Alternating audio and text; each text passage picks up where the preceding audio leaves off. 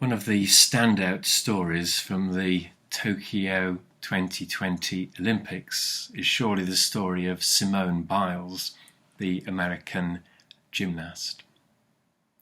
Defending her title and her previous string of gold medals, she had to, of course, withdraw from competition at a critical moment, forfeiting those medal positions because of her mental health. That's a story that could so easily have been told as a story, of course, of failure and of weakness. Against the background of the Olympic slogan, faster, stronger, higher, here surely is a big fail. But, and quite rightly, the world has tended to tell that story as a story of great strength. The courage to admit to one's mental health needs. The courage to withdraw from the immediate challenge in order to face a longer and deeper challenge. It takes courage always to admit our weakness, and I guess all the more so when we are in that high octane environment of athletic success. It's a reminder, and we could find examples from many fields of life, that true strength is not always to be found in the most obvious of ways and not in the most outward of ways. Strength, very often, is not to do with how we behave on the outside, but what's going on the inside. Certainly my experience and my limited knowledge of what it means to be a Christian leader, and all of us are Christian leaders to a greater or lesser extent, is that leadership is built from the inside out.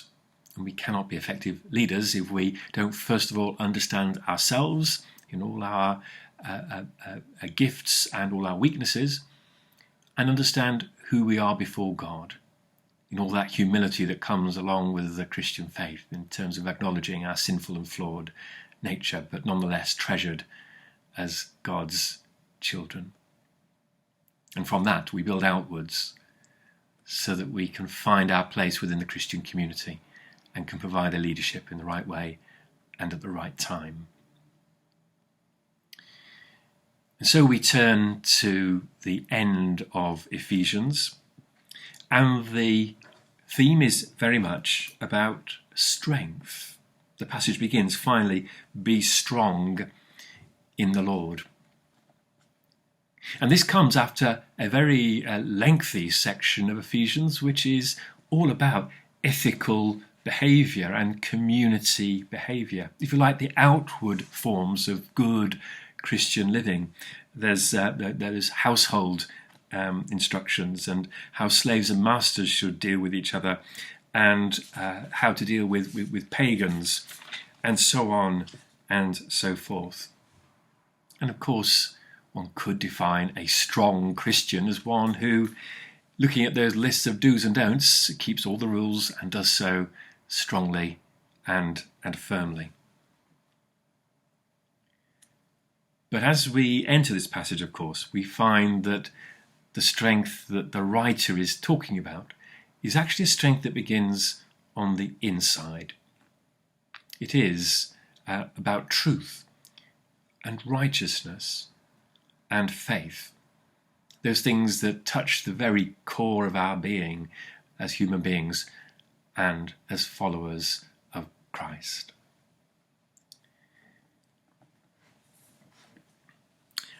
And so let's listen.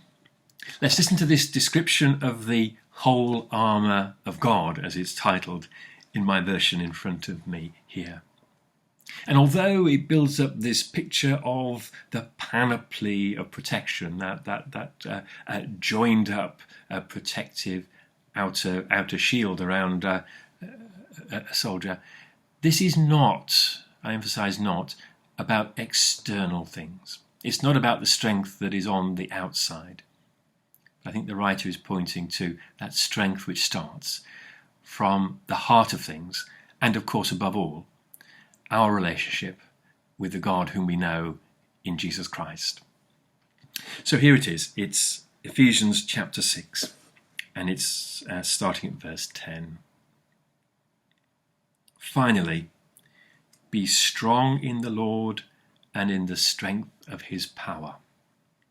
Put on the whole armour of God, so that you may be able to stand against the wiles of the devil. For our struggle is not against enemies of blood and flesh, but against the rulers, against the authorities, against the cosmic powers of this present darkness, against the spiritual forces of evil in the heavenly places. Therefore, take up the whole armour of God, so that you may be able to withstand on that evil day, and have done everything to stand firm. Stand therefore, and fasten the belt of truth around your waist, and put on the breastplate of righteousness. As shoes for your feet, put on whatever will make you ready to proclaim the gospel of peace. With all these, take the shield of faith, with which you will be able to quench all the flaming arrows of the evil one. Take the helmet of salvation and the sword of the Spirit, which is the word of God.